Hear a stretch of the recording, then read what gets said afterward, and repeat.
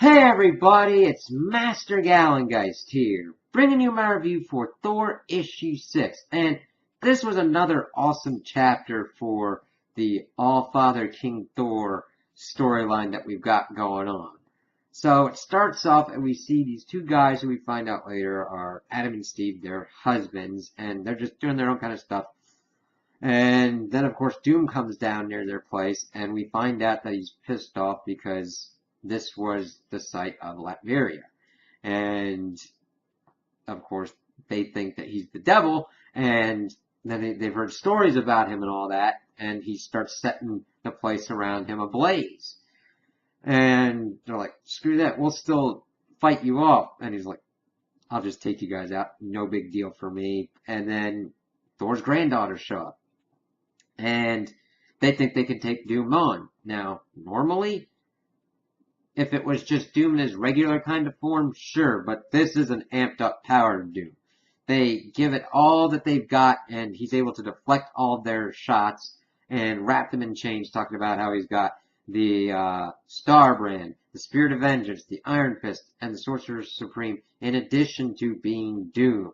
And just kind of gloating over them before it starts to rain fire down, and then we see that Logan and Thor have teamed up and are going after Doom.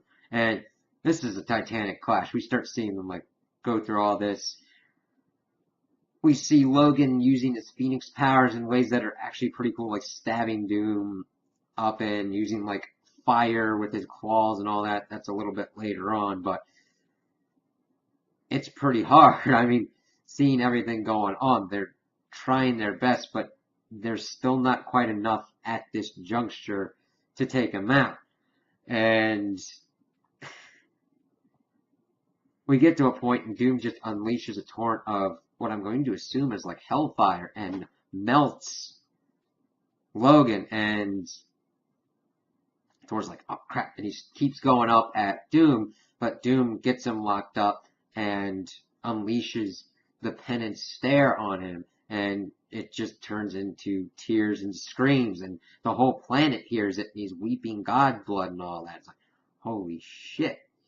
Of course, we see that everybody's running from Fing Fang Foom and the rest of the monsters that Doom has unleashed, saying that he wants them to pretty much cleanse the planet, and that if Doom we'd seen him talking earlier that if he wanted life, Doom would have made life on Earth, but he's like, no, this universe isn't for this kind of life anymore, or Asgardians, or anything like that. It's like, holy shit, what's going on, man?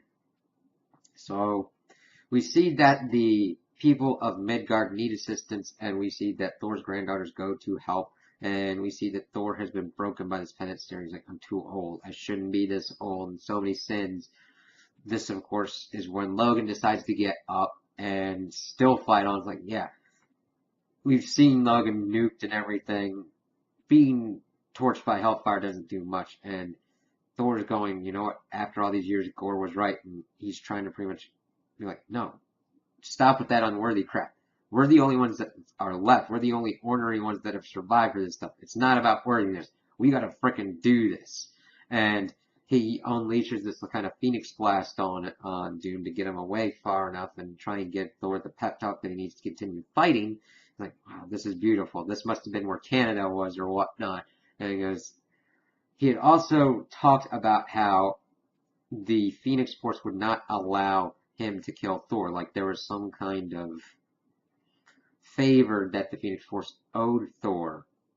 And then he gets back to it now and says, you know what, yeah, we might not be able to fight and defeat Doom, but maybe since he's like a one-man Avengers squad all wrapped up into one, but maybe you and the Phoenix Force can work it. He's like, no, Logan, don't do this.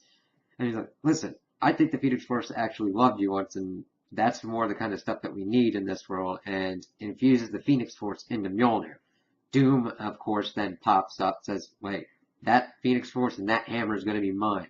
And he's like, yeah, you want this hammer? Come and get it, kind of thing. And we see that Thor is now imbued with the Phoenix Force, which is a fucking awesome splash page, as we see him being called like the Thunderbird and King Phoenix, God of Fire. And he's like, you want to play devil? Fine. And then we see this like caption of like the greatest god and the greatest devil go down, and he Thor essentially pummels Doom into the earth, and their battle lasts like 99 years. And he even uses like the earth around him as his hammer against Doom, and we see that Doom's mask is just left in this pile of magma. That the earth was shaking for all those years, and then when it suddenly stopped, everyone's like, wow, even the old one says that it wouldn't stop.